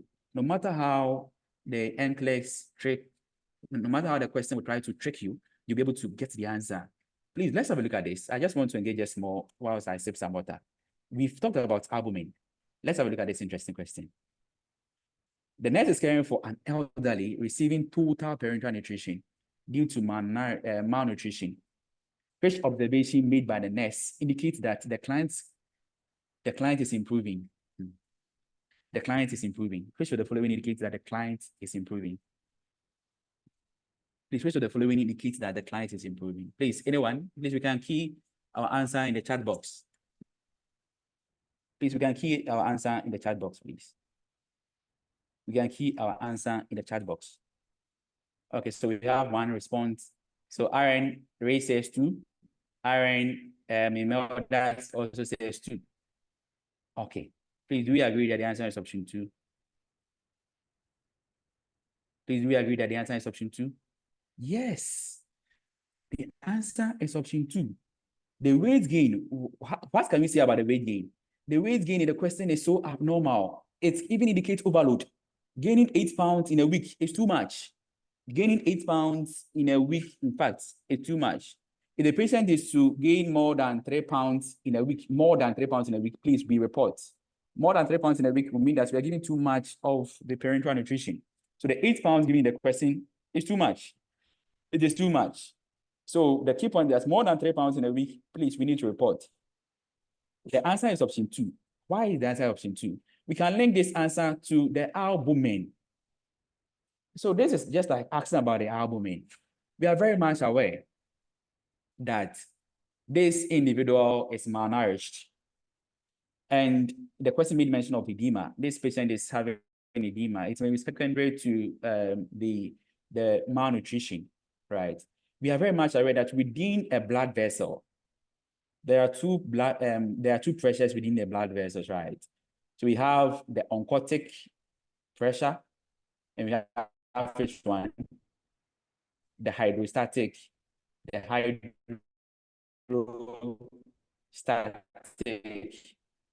pressure. Oncotic pressure want to keep fluid within the blood vessel. Hydrostatic pressure want to keep fluid in the blood vessel. Of course, if the fluid is leaving the blood vessel, it can contribute to the edema. We are very much aware that oncotic pressure is largely maintained by the blood proteins, or the albumin, or the blood proteins. Albumin is a blood protein. So if you have a decrease, so this is just like a tug of war. There has to be a balance between the oncotic pressure and the hydrostatic pressure to keep fluid inside of the blood vessel. So the moment the albumin or the blood protein decreases, oncotic pressure decreases. Hydrostatic pressure wins, it goes up. As hydrostatic pressure goes up, the nature of hydrostatic pressure within the vessel is to keep fluid outside of the vessel. So this patient can have the edema.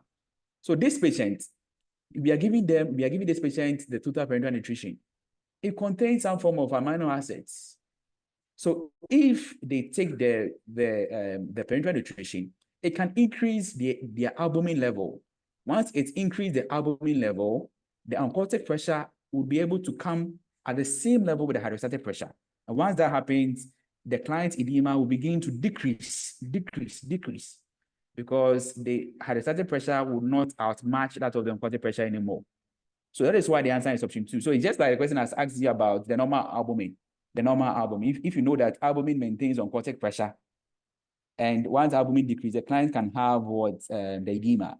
So if they are on the parenteral nutrition and they are doing very well, their albumin is becoming normal, the edema will definitely decrease. So please, I hope it's clear. So that is why the answer is what is option 2. The answer is not option 3. The answer is not option 3. You have nothing to do with the hemoglobin. Likewise, the answer is not option 4. So that is yes by the way. So I just wanted to engage it. So you realize that these are some small dynamics. So we just apply principles and we are just good to go. So please, we are ending very soon. So I think we've talked about all of these, the best indicator, we've talked about it as well. So one of the key things that we also have to talk about is the weight. So we've talked about the weight, that if the weight is more than 3 pounds in a week, we report. More than 3 pounds in a week, we need to report to the healthcare provider. Some form of the parenteral nutrition, especially the partial parenteral nutrition. We said that the partial parenteral nutrition, the patient takes something inside, but then the patient may be malnourished. So in this state, the patient will also take additional nutrition via the veins or through the veins. Sometimes the patient may be asked to even do the partial parenteral nutrition intermittently whilst they are at home. So while they are at home, if the patient calls to tell you that they've gained weight more than 3 pounds, it calls for concern. If the patient tells you that they're having any sign of infection, it calls for a concern, very much important. So that is why we need to give the patient education, how to change the dressing, very important, the daily weighing, very, very, very much important. Being able to identify signs of hypoglycemia and that of hyperglycemia, very, very much important as well. And also being able to identify signs of the air embolism and the catheter displacement, what we talk about. So generally, this patient should be educated. They should be educated. So that is just a little addition.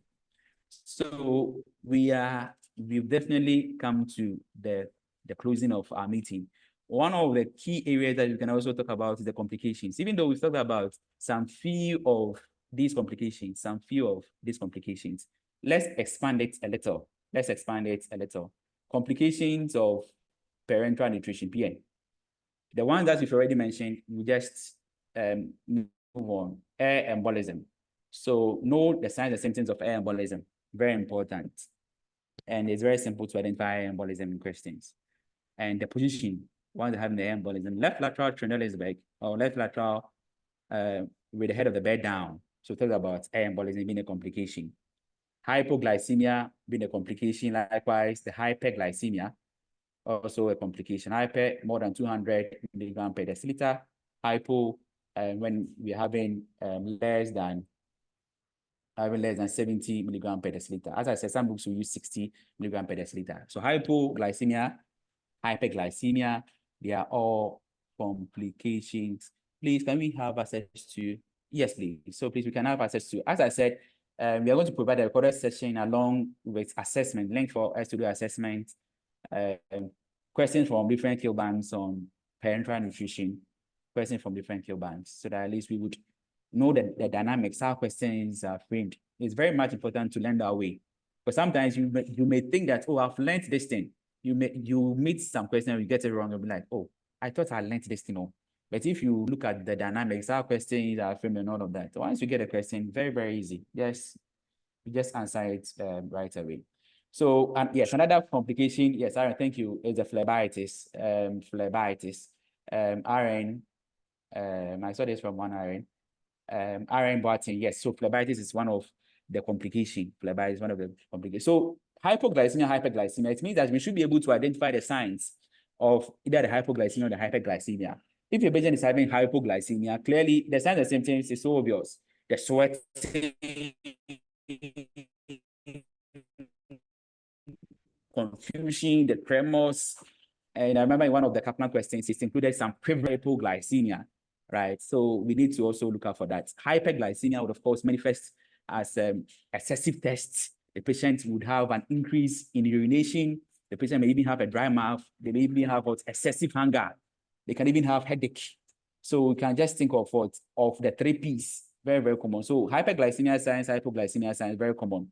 Yes, Aaron, you are very right. Fat embolism too is also one of the complicated fat embolism. And we've talked about this as well. So they can have these complications as well. And we've also talked about infection. So if in a question, the patient is having the fever while they are on the parenteral nutrition, the fever, the chills, the fatigue, yes, we need to notify the healthcare provider. So that is another complication that we can also experience, or that we can also have. One complication that we want to take some few minutes to talk about is what we call refeeding syndrome. Refeeding syndrome. In fact, refeeding syndrome. Let's take some few minutes on the refeeding syndrome. Please, we are closing very soon. Refeeding syndrome. So please, questions on refeeding syndrome is very simple. Refeeding syndrome, it's very lethal. So key point, it's very dangerous, it's very lethal. It's a lethal complication of nutritional replenishment. We want to replenish nutrition, the nutrients. So we want to replenish the nutrients. If a patient is malnourished, or the patient has starved for a long time, prolonged starvation, or malnourished, and we want to replenish the nutrients, if we do it rapidly, so the key word is rapidly. If we do it rapidly, that is, if the patient has starved for a long time, severely malnourished, if we introduce the food rapidly, in fact, refeeding syndrome can occur with enteral nutrition and parenteral nutrition. It can occur with both enteral nutrition and parenteral nutrition. So once we give the food rapidly, what is going to happen is that we are going to have an increased production of insulin. And what this is going to do is that we're going to have a shift of electrolytes. So the key thing that happens in refeeding syndrome is that we have a shift of electrolytes because we are giving the food too much or rapidly. So the key thing to prevent refeeding syndrome is to introduce the food gradually. To introduce the food gradually. right? So when we give the food quickly, can occur with central or parenteral, we have the shift of electrolytes. So once we have the shift of electrolyte, the electrolyte would move rapidly from the blood into your cells. The electrolytes would move rapidly from the blood into your cells. It is very, very little. So the 3 electrolytes that usually goes down in refeeding syndrome so we say that in one of the mnemonic, we say that in refeeding syndrome, what goes down? Please, who can help me with the mnemonic? What goes down in refeeding syndrome? ppm, right? We say that in refeeding syndrome, ppm goes down. There's a shift. Yes, exactly. So potassium, phosphorus, magnesium, there's a decrease in potassium, there's a decrease in the phosphorus, there's a decrease in magnesium. So we say refeeding syndrome, ppm goes down, where P is potassium, phosphorus, and magnesium. Clearly, if you're having hypo of these electrolytes, it can affect the body greatly. It can affect the body greatly. So that is why you also have to have the general knowledge of electrolytes, the signs and symptoms of electrolyte imbalance, because some of these questions would, of course, bring the signs and symptoms. It will not make things very easy. So patients on parenteral nutrition, once we see that the patient is exhibiting any sign of this, the low of any of these signs, if the patient is having seizures, they're having the tetany, they're having some arrhythmias, they're having an increased heart rate or fast heart rate, they are vomiting, they're having the deep tendon reflex increasing. So I think that, oh, okay, these are signs of what? Hypomagnesemia. Okay, so the patient may is probably experiencing hypomagnesemia. But such questions, there are some clues. For instance, so the question will say that patient, we are giving the food to an anorexia nervosa patient. You know that they are malnourished. So for such questions, the key thing or the important thing, the blood sugars are very important, all right? But if the question indicates that this patient is malnourished, we are much concerned about the refeeding syndrome. We are very much concerned about the refeeding syndrome. So between 24 hours to 48 hours, we want to check their electrolyte imbalance. Very, very much important. We want to check their electrolyte imbalance, right? So that is what we want to do. So have a general overview of the electrolyte imbalance. How do you call it? Hypomagnesemia. The signs is very similar to hypocalcemia. So that's why we made mention of the tetany, the seizures. So very, very similar to that of potassium, right? But on an EKG, hypomagnesemia, you are very likely to see what the Torsades de Pointes, right? The Torsades de Pointes on an EKG, when we're having hypomagnesemia. So what we call the twisting around the point, which is a form of a distinct what? Polymorphic beta, Torsades de Pointes. The key thing is for you to give your magnesium, right? So generally know the signs and symptoms of your hypomagnesemia, know the signs and symptoms of your hypomagnesemia and your hypophosphatemia, very much important. No, some questions will bring the signs. So refeeding syndrome, the key thing to solve or to prevent the refeeding syndrome is to introduce the food gradually and monitor the electrolytes. So you monitor the electrolytes. So refeeding syndrome is one of the complications. And if you can recall, we also talked about the possible pneumothorax, right? Pneumothorax. When we are passing the central catheter or even the PICC, it can pierce the lung, can have a pneumothorax. So if such persists, definitely we need to notify the healthcare provider if you're having the pneumothorax, right? If you're having the pneumothorax, because we are very much aware that between the visceral pleura and the parietal pleura, ordinarily we have the pleural fluid, right? So ordinarily we shouldn't have air being accumulated there. But if the passage of the tube, it leads to piercing of the lung, we can create a hole within the two cavities or the two pleura, allowing air to enter, causing the pneumothorax. We can put a lot of pressure on the heart. It can compress the heart, can decrease the cardiac output, can decrease the blood pressures. So that is why we want to look out for the pneumothorax as well. And we've also talked about the stress ulcers or the Kellen's ulcers being a complication of the parental nutrition, mostly the total parental nutrition, because they don't put to use their GIT. So that is why we would give them the famotidine. So we can even give them the IV omeprazole, the X-omeprazole, the PPI, just to decrease the chance of having the Kellen's ulcers or that of the stress ulcers. So I think we've talked about all of this. Likewise, one of the questions that we just looked at, the patient can also have a complication of what's called hypervolemia, overload. So that is why we give it at a prescribed rate. So that is why the infusion pump is very important. The patient can have hypovolemia. The hypovolemia can even result in us having some lung-related signs and symptoms. The hypervolemia. So once we give plenty, we can even have a pulmonary edema. Once we give plenty, overload.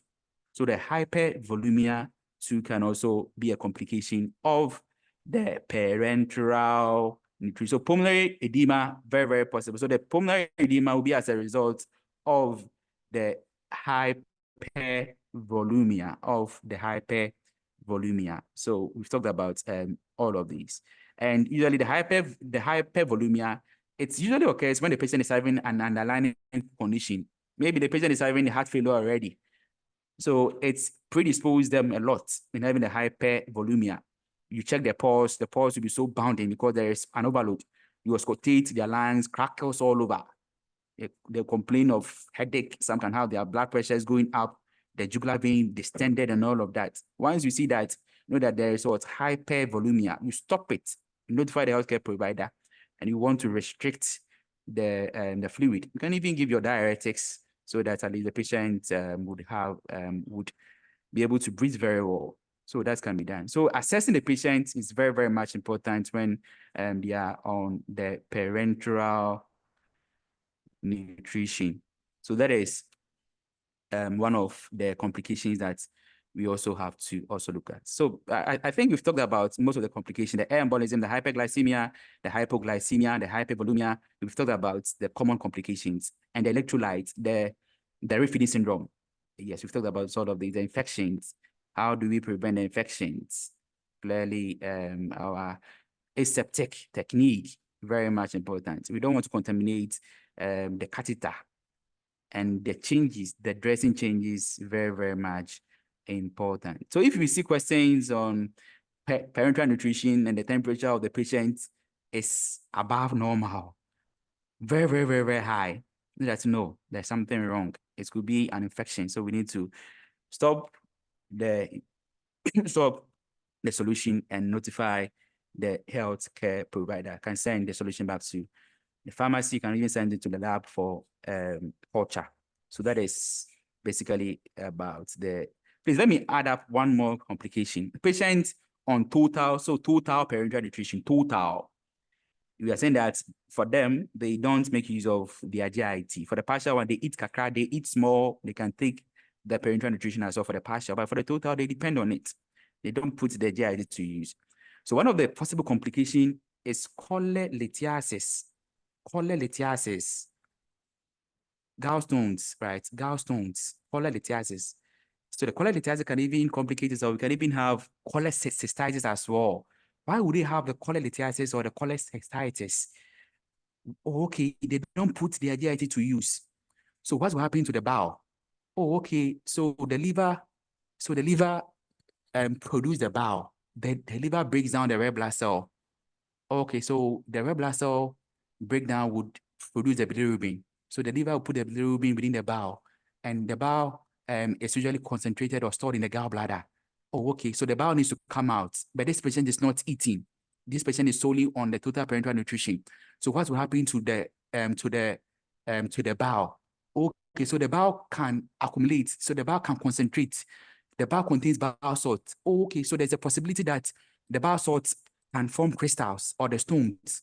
Okay, so if the bowel stones form the crystals, then that can lead to the gallstones. Oh, okay, so the gallstones can even come out. If in the attempt to come out, it can block the sphincter of OD. Okay, so even in the quest of coming out, it can even irritate the gallbladder, causing the cholelithiasis. So you just draw the dots. You draw the dots. You'll be able to establish why the patient would have this particular complication or this particular signs and symptoms. I always say that on the NCLEX, don't memorize signs and symptoms. Understand principles, the signs and symptoms will come in automatically. Don't memorize. How many signs and symptoms can you memorize? A lot of conditions. Understand the pathophysiology, understand the condition, the signs and symptoms definitely will come in automatically. So one of the possible complications on the total parenteral nutrition is cholecystitis and even cholelithiasis from what we've talked about. Very much important. So lastly, patients who it's on the total parenteral nutrition, it's very much important to monitor for the liver function tests, same as the renal function tests. Very much important. We talked about the lipid, the fat emulsion, that is very important that we monitor for the levels of their triglyceride. So we said that we monitor for the serum lipid levels because they stand at a risk of having the hypertriglyceridemia. So if a patient is on the total parenteral nutrition for a long time, we need to monitor their liver function test, LFT. Why is it important to monitor their liver function test? So an abnormal liver function test may indicate that they are either having an intolerance or we are giving them excess of the fat emulsion TPN, liver function test, because this patient can even have a fatty liver if the lipids built up a lot. So that is why their LFT, their liver function test, is very, very much important. Our AST and our ALT, our alanine transaminase and our aspartate transaminase, the liver enzyme is very important. If they are elevated, you know that there's something wrong. So the liver function test, very much important. Same as the renal function test, very much important. So an abnormal renal function test may also indicate that you're having an excessive amino acid. If the amino acids are very, very, very excessive, the kidney is going to become so much overwhelmed. So it can affect the integrity of the kidney. So that is why we want to also look out for the RFT, the renal function test, largely our BUN and our creatinine. So that is very important. So if you're having an increase in the BUN creatinine, you know that the kidneys or the renal system is suffering. The renal system is suffering. So that is one of the key areas that we want to also put across. So in summary, when it comes to parenteral nutrition questions, know some of the indications of the parenteral nutrition. I haven't seen much questions on these areas, but it's very much important to know the difference between the partial parenteral nutrition and that of the total parenteral nutrition and the other names. Total parenteral nutrition, we said, it's also called the central parenteral nutrition, and the partial one is also called what? The peripheral parenteral nutrition for the given reason. And all the key NCLEX points about the fat emulsion TPN. Which allergy do we have to ask for? Which class of individuals benefit from the fat emulsion TPN? Do we use the standard infusion set? No, for that one, because of the lipids, what we want to get the one with the filter. Very important. What do we need to look out for? Adverse reaction. So that is why we start gradually, 1 ml per minute. We observe for the changes. And another key NCLEX area is the complications that we've made mention of, very, very much important, and how we will be able to correct those complications or identify those complications, very, very much important. So that is the overview of the parenteral nutrition. So please, can we add up on the parenteral nutrition before we call it a day? We have 10 minutes to end the session. We have a session starting right now. So please, can we please add up on the parenteral nutrition before we call it a day? In the course of this, please let's have a look at this. Let's have a look at this interesting question. Please, I want somebody to give us an answer. A patient is receiving parenteral nutrition. So this one, they did not state parenteral nutrition, the general term, whether total or partial or the partial. It's been it's administered via the following route, except this is bonus. Except the PEG. PEG tube is not parenteral. PEG tube is what? It's an enteral nutrition. PEG tube, that is a gastrectomy tube from the outer skin of the abdomen straight into what? Into the stomach. So that is that's how some of these questions are framed. So please, we want to call it a day. There are no additions. We make the recording available on the platform as soon as possible, so that and we also, yes, please. Please, with the time frame, when we change the tubing for the TPN, please, is Yes, it the please. same for the fat emulsion? Because I read it somewhere with the fat emulsion should be changed every 12 hours instead of the normal 24 hours. Yes, some books will tell you 12 to 24 hours for the fat emulsion. So Okay. 12 to 24 hours for the fat emulsion. But you can even see from the fat emulsion that with the fat emulsion, it is very smaller. But usually the other type of TPN, if you've seen the bag, very some kind of like in a very big bag. So for the fat emulsion, it's not as that plenty. So between 12 to 24 hours, you can change the tubing. And it's very important that we do it within that 12-hour frame because of the risk. We are very much afraid of the fat embolism, very much afraid of the fat embolism. Okay, please, somebody should close us with this. Oh my goodness, I've rather shared the answer. Okay. All right. So please, thank you very much for joining. As we said, we are a consult and we offer formal intensive tuition. In fact, intensive tuition. All the key NCLEX points. If you are struggling with content, trust me, NCLEX will be very much easier for you. So that is just by the way. If you want to join us, we are always opened. Our doors are always opened, and in fact, we are going to build content, solve questions from different kill banks as well. Please, because I messed up with the first question, sharing the answer, somebody should close us with this. You realize that this is just the peripheral parental nutrition, the steps, the sequence. How are you going to set it up? The sequence. Please, somebody should close us with the right answer, please. And we close. Once we get the right answer, we close. Once we get to the right answer, we close. Somebody should give us the right answer and we close. The steps. Somebody. Until we have the right answer, we are not closing. In fact, we have 6 minutes to close. Just 6 minutes. Just 6 minutes to close. Somebody should help us with the right answer. Please, would anyone try? List the following steps in proper order of administering the PPN. Connect the tubing to the, so the order here is not numbered, or it is not in order. From 1 to 6 given is not in order. So it is unordered.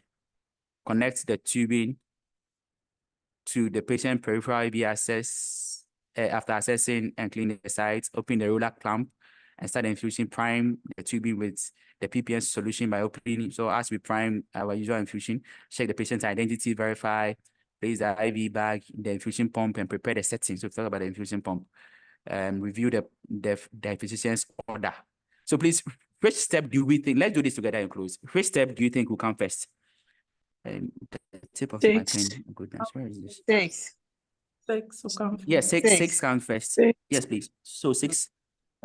Sorry, And then Then 4. my pen. Then 4. Okay, so please, let's do this together. Let's do this together. Okay, Yeah. this tip. So 6 sounds first. Okay, please, Yeah. and which follows? Then 4. And 4. which follows? Yes. 4. And 4 follows. Then, Yeah. 5. yes. Do we agree that 5 should follow? 5. Do we agree that 5 should follow? Please, the Yes. IV, 5 should follow. Yeah. Don't we prime first before we do that? Don't we prime first before we do that? Okay. I hope you get it. Yes. Yeah. So we Yes. want to prime. Yes. So we want to prime just as we prime our in Ghana we call it flashing. Yeah, let's flash the line. Okay. Okay. So 6, 4, 3.